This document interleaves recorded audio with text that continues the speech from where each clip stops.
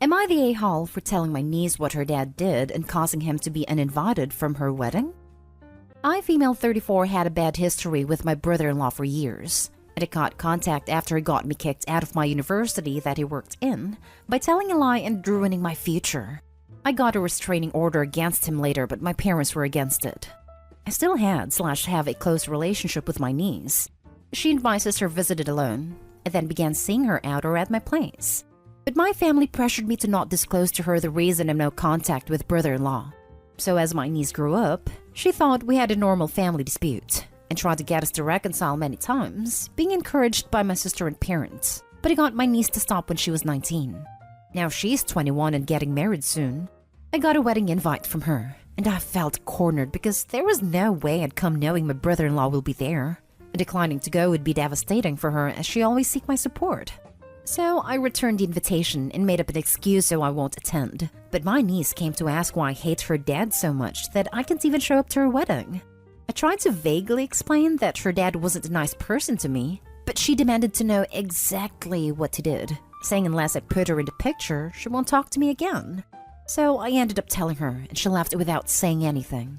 Then my sister called and was crying, saying my niece just uninvited her dad to the wedding because of whatever nonsense I told her about him, and ruined not just the event, but the family relationship. She said it's been years, and I was crazy to even still be remembering what happened. Then she said she won't let me alienate my niece from her dad, which she claimed to be my endgame. My parents were upset too, and said it caused this problem when I had the choice to show up to the wedding and not to deal with my brother-in-law because there will be other family there. Thinking I should just go and we'll be fine. I only had Mike on my side. He helped me with the restraining order and keeps saying my niece had to know eventually. But I know this was horrible timing, and because of what I did, my brother-in-law can't attend his own daughter's wedding, now that she's saying she'd call it off if my family keep pressuring her to reinvite him. They're demanding I fix it, but Mike says I'm good. He could just be saying this because he's on my side. Backstory: my brother-in-law wanted the money my grandmother left to go to my niece, but my parents used it for my college education. I went to the college my brother-in-law works in. He's a professor, and he falsely accused me of cheating and advocating/encouraging groups to cheat and had me kicked out. Now for the top comments. Not a-hole. Your brother-in-law sounds like a real piece of work. Who thinks it's okay to lie and get someone kicked out of the university? Crazy how a university would expel a person for cheating with absolutely zero evidence whatsoever. You'd be shocked about the crap people get kicked out for with no evidence besides a flimsy excuse. Not a-hole. Welcome to my favorite letter on a family bingo card. E for enabling abusers. Shut up, you. Having a problem with your tormentor is shattering our family illusion. And, well, golly, it's downright inconvenient. Creating drama, I say. What? You didn't actually expect us to back you up against a guy so bad you were granted a restraining order, did you? Your sister is married to him, and it would take backbone to figure that out. Staying quiet until your niece was 21 was already swallowing enough for the children or for the family. She cornered you and made you choose between giving her the truth or suffering yet another injustice at the hands of your tormentor by losing her too. You didn't create crap. He was an awful person, and your sucky family is reaping what they sowed when they decided to sweep his actions under the rug and value the life normalcy over the life and future of their daughter. Screw them. Not a-hole. The backstory blows my mind. It sounds like he punished you for what your parents did. How the hell does he even get a say in what the family does with their inheritance? Oh, he specifically doesn't. It does sound like the money was earmarked for his child, though. And hope you please correct me if I misunderstood. By virtue of being related to grandma.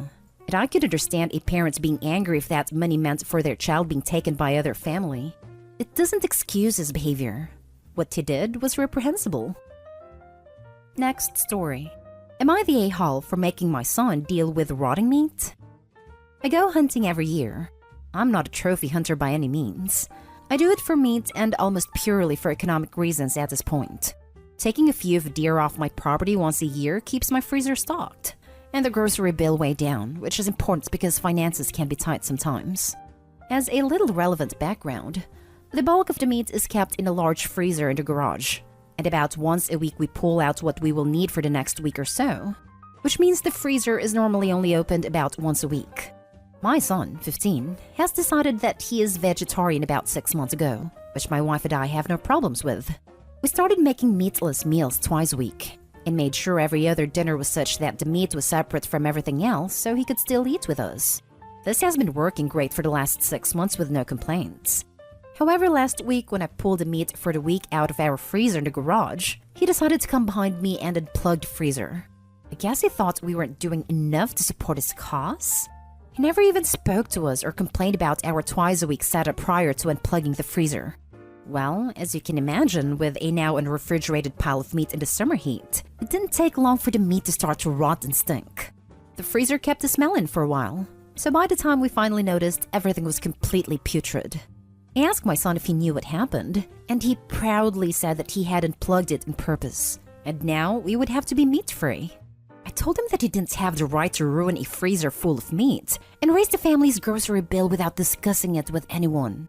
I told him that as part of his punishment, he had to clean up his mess, meaning dispose of all of the rotting meat and either sufficiently cleaned and sanitized the freezer or purchase a new one out of his savings. He called me Nahal for making him interact with meat in any form, but he made the mess. He needs to clean it up. Am I the a-hole? Not the a-hole. I'm a vegetarian myself, and I'd argue what he's done is worse because the deer have now died for no reason. Plus, it's not okay for him to intentionally ruin the family's groceries and waste money. Buying a new freezer might be overkill, but I don't think it's unreasonable at all to clean it. I'm wondering if the smell of the rot can ever truly be removed, and if it can't, if it'll contaminate the new meat. Not the a-hole. Can confirm. A tube of rotten turkey meat somehow ended up in my washing machine and ruined a load of laundry. It took filling the entire thing up with bleach or vinegar several times over the course of a week to tame the smell, and another 2 weeks of daily cleaning with several packages of the machine cleaner tabs to completely eradicate the smell. Chances are, the smell in Opie's freezer saturated the internal insulation. The entire unit would be ruined if that's the case. 1000% not the a-hole. I'm fully vegan. Have been for 4 years. I wouldn't even unplug someone's meat supply because it is against the whole point of being vegetarian or vegan. It forces additional deaths of animals completely unnecessarily. By the way, you hunting a couple deer a year that are on your property, and presumably of decent size and age, is actually quite vegan of you. Best of luck dealing with him. He needs education in not eating meat. This. If someone wants to get his head out of his behind and take stock of what his actions have cost, he will be in for a shock. This should be part of the punishment in my opinion. Get him to work through the implications of what he's done. His parents are likely to end up buying at least some meat during the year, and they wouldn't have done if he hadn't destroyed their store. Next story is titled, Am I the a-hole for threatening to sue my brother and forcing my parents to pay me to drop the lawsuit? My brother is a mechanic and started his own business, so our family decided to switch. My wife's car's brakes are at 20%, so she got them replaced there. But then she got into an accident the next day. She told me she slammed on the brakes, but it took so long for the car to stop and ended up rear-ending the next car. She has soft tissue damage from the accident and still has neck pain. My wife is a very safe driver, doesn't even speed and has never gotten a ticket. So I was suspicious and brought the car back to our original mechanic. He showed us that the new brakes were actually completely worn down, even worse than our original. I brought it up with my brother, and he admitted in person, he refused to give me a confession in writing, that he or his employee screwed up and put in worn-out brakes. I'm furious that he might have killed my wife, and I demanded he at least pay for the increase in my insurance premiums, increase of $67.50 per month. Over 5 years, so about $4,050, and $30 per day over 3 months, $2,700, for Uber rides for my wife, so she gets a break from driving after her accident. My brother refused, as he said he doesn't have the money and refuses to talk to us again. My wife told me to drop the matter so we could keep the peace, but I told her my brother can't get away with this. We start filing the paperwork for a lawsuit with a lawyer, and my parents get told about the lawsuit and rush over to tell me they'll write me out of their will if I sue my brother. I feel like an idiot for trusting him. He's always been a spoiled kid who thought he could get away with anything. So my parents rushing to defend him shouldn't be surprised. So I told them I would only drop it if they took the amount out of his half of the inheritance. They paid what I asked, but told me I should be ashamed for betraying my own blood. I told him he should be ashamed for nearly getting my wife killed, though I'm not sure if threatening to sue my sibling was overboard. Now for the top comments. Not today, Hall. Tell them. Fine, you'll drop the civil lawsuit and go to the police to file a criminal complaint. What you did is highly illegal. Yep. Even putting the actual fraud aside, sketchy mechanics like him almost always use hot parts. Wouldn't be shocked in the least if the brother already has criminal ties. His wife could have died. He needs to report him to the police. The brother is a ticking bomb and will get someone truly hurt, or worse, if he keeps practicing as a mechanic. Not today, Hall. In fact, if your wife is experiencing neck pain, I would go ahead and sue. Here's why. I'm an attorney working in motor vehicle accident defense claims. I am not your attorney, and this is not legal advice, just my personal opinion. Car accidents, even minor ones, can seriously mess up your spine for life. If your wife still has neck pain, she may have damaged her cervical spine. It will show up on an MRI. If that's the case, there's nothing that can be done for her besides physical therapy, and, when the damage inevitably gets worse down the line, a cervical spinal fusion. That thing costs money, and your wife is entitled to that money. She's also entitled to money for the emotional distress she has inevitably suffered after experiencing an accident caused by failing brakes. In fact, she's uncomfortable driving now. All of that money is going to come to far more than $8,000. Think quadruple that amount, minimum. Plus, if your wife ever injures her neck/back again in an accident that she's not at fault for, whatever compensation she's entitled to is going to be hella reduced on the basis of pre-existing injuries for her prior accident. Best to get the money she's entitled to now, in case God forbid she needs it further down the line. And your brother won't be paying for it. His insurance company will. Make his premiums go up instead of your own, and let your wife receive the money she's entitled to. And if your parents would rather protect your brother, who could have been responsible for killing your wife, it may well be responsible for killing someone in the future if he doesn't learn his lesson, probably best to seriously reconsider your relationship with them. Wishing you both the best of luck. Not today, Hall. Look, I've worked in an auto shops and have thousands of brake jobs under my belt. And I'll tell you this was no accident. Your brother, or the technician who installed the brake pads, knew they were more worn than the original and did it anyway. There is absolutely no way that he could not, unless he employs someone else as a mechanic. It's possible that the wrong parts box was pulled by mistake, and instead of having a new set, whoever pulled apart pulled one of the core returns instead. This is really the only way I can figure that brake pads even more worn than the ones you came in with even got involved. But this would have been obvious to your brother, and should never have been put onto your vehicle. Somewhere along the way, he said screw it, possibly due to some time deadline or inability to find the right parts, and put them on anyway. And then he lied to you saying the job was completed. This is seriously messed up. This is negligence and fraud. If your wife had been killed, he could have been charged with negligent manslaughter. If this was deliberate sabotage, then you're possibly looking at attempted homicide. Like I said, this is seriously messed up. Now for the last story.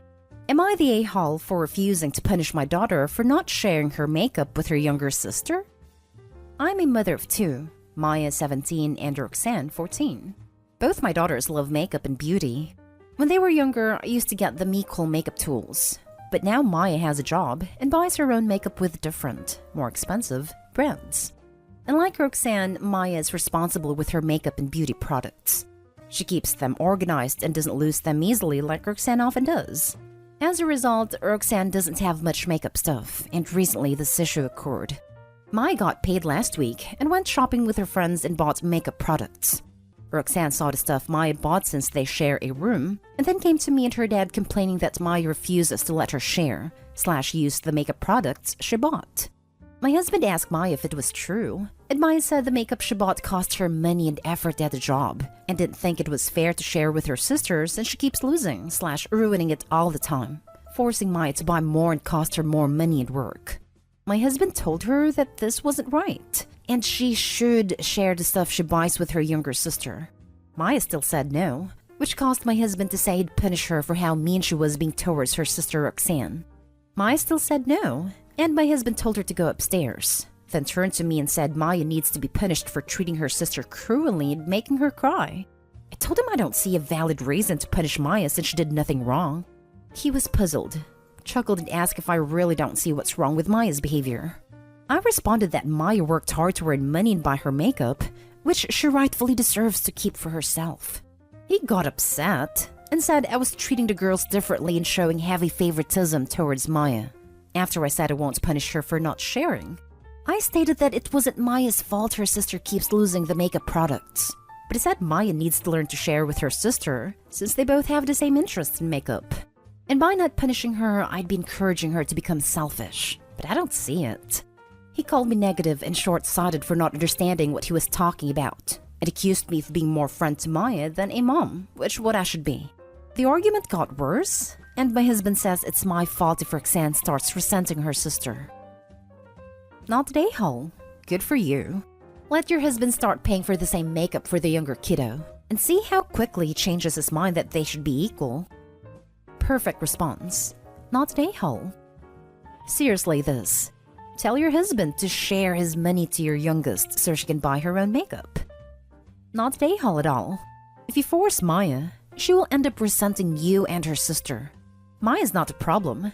She is responsible, works, saves up. By all accounts, she is doing everything right. Forcing her to share spoiling the younger sister. She's the one showing bad behavior, no respect for property, and entitlement towards other people's property, and jealousy. And you just do not reward bad behavior. Also, sharing makeup is not sanitary. It is a good way to spread eye infections and cold sores. Thank you. It's totally unsanitary to share makeup. Not today, Hole. It's unsanitary to share makeup, so she did the right thing saying no anyway. That's just what I was thinking. No one should share makeup.